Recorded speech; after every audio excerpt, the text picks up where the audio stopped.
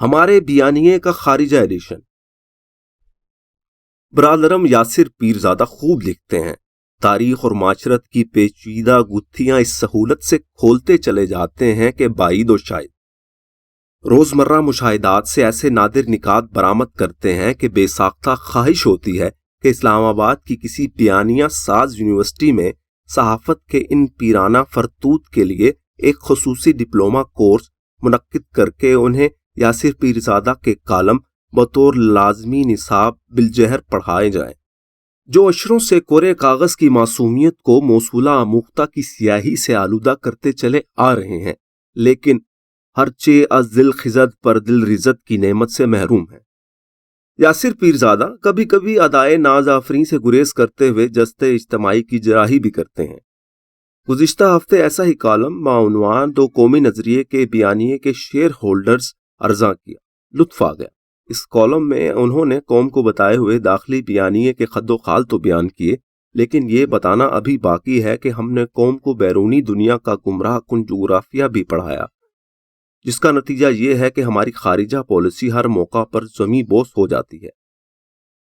گزارش ہے کہ خارجہ پالیسی کے ضمن میں 21 مئی 1947 کو قائد اعظم کے ڈون کیمبل سے انٹرویو پر ایک نظر ڈالی جائے۔ اس تاریخی انٹرویو میں ایک سوال پین اسلامزم کے حوالے سے بھی تھا۔ بابا قوم نے دو ٹوک لفظوں میں کہا، پین اسلامزم کا نظریہ مدت ہوئی بے معنی ہو چکا، البتہ تمام مسلم ممالک کے ساتھ باہمی مفاد کی بنیاد پر دوستانہ تعلقات رکھے جائیں گے۔ گویا بانی پاکستان کو مسلم امہ کے مفروضہ نظریے سے کوئی تعلق نہیں تھا۔ یہ نومولود پاکستان میں غیر جمہوری دھارے کی سیاسی قیادت کا نعرہ تھا، جسے سرد جنگ میں سرمایہ دار دنیا کی مذہب پسند پالیسی نے تقویت دی۔ پاکستان لیاقت علی خان کی شہادت کے بعد ستمبر 1954 میں سیٹوں اور مئی 1955 میں سینٹوں کا حصہ بنا۔ آج کوئی بتائے کہ ان معاہدوں میں شرکت سے پاکستان کو کیا ملا؟ نام نہاد مذہبی رشتے کی بنیاد پر اپنا گھر پھونکنے کا اگلا تماشا اکتوبر 1956 کا سوئس بحران تھا۔ طاقتور سکندر مرزا نے وزیر اعظم سہروردی کو بے بس کر کے رکھ دیا۔ 2 نومبر کو کراچی میں وزیر اعظم سہروردی کے گھر کے باہر مظاہرہ کیا گیا، جہاں سہروردی نے دولت مشترکہ سے الگ ہونے کا اعلان کیا۔ ادھر ایران میں بیٹھے سکندر مرزا برطانوی وزیر اعظم اینتھونی ایڈن کو یقین دلا رہے تھے کہ ایسا نہیں ہوگا۔ 9 نومبر کو ملک بھر میں یوم مصر منایا گیا، لیکن جمال ناصر نے سہروردی کے دورہ مصر کی تجویز مسترد کر دی اور دہلی کا دورہ کر کے مسئلہ کشمیر پر بھارت کی حمایت کا اعلان کر دیا۔ یہ رہا ہمارا اسلامی رشتہ اور طاقت کا عالمی کھیل۔ 58 میں اقتدار سنبھالتے ہی ایوب خان نے بڑابیر کا اڈا امریکیوں کے حوالے کر دیا۔ یہیں سے پرواز کرنے والا U2 طیارہ 1 مئی 1960 کو سوویت یونین میں گرایا گیا تو خروشوف نے پشاور پر سرخ نشان لگانے کی دھمکی دی تھی۔ ایوب خان نے تاشقند میں سوویت یونین سے اس معاملے پر باقاعدہ معذرت کی تھی۔ 1965 کی جنگ میں امریکیوں نے پاکستان اور بھارت کو ہتھیاروں کی رسد روک لی۔ بھارت کو روس سے ہتھیار مل رہے تھے، لیکن پاکستان بے دست و پا ہو کر رہ گیا۔ یہ تھی فیلڈ مارشل کی خارجہ پالیسی۔ یحییٰ خان سمجھتے تھے کہ جولائی 1971 میں ہینری کسنجر کے دورہ پیکنگ میں معاونت کر کے انہوں نے امریکہ سے دوستی گانٹھ لی ہے، لیکن اندرا گاندھی نے اگست 1971 میں روس سے معاہدہ کر کے مشرقی پاکستان کے بحران میں پاکستان کی مشقیں کس دیں۔ چین والے سیاسی حل کی دہائی دیتے رہے اور نکسن کسنجر کے ساتھ بیٹھے اندرا گاندھی کو گالیاں دیتے رہے۔ ڈھاکہ ڈوب گیا۔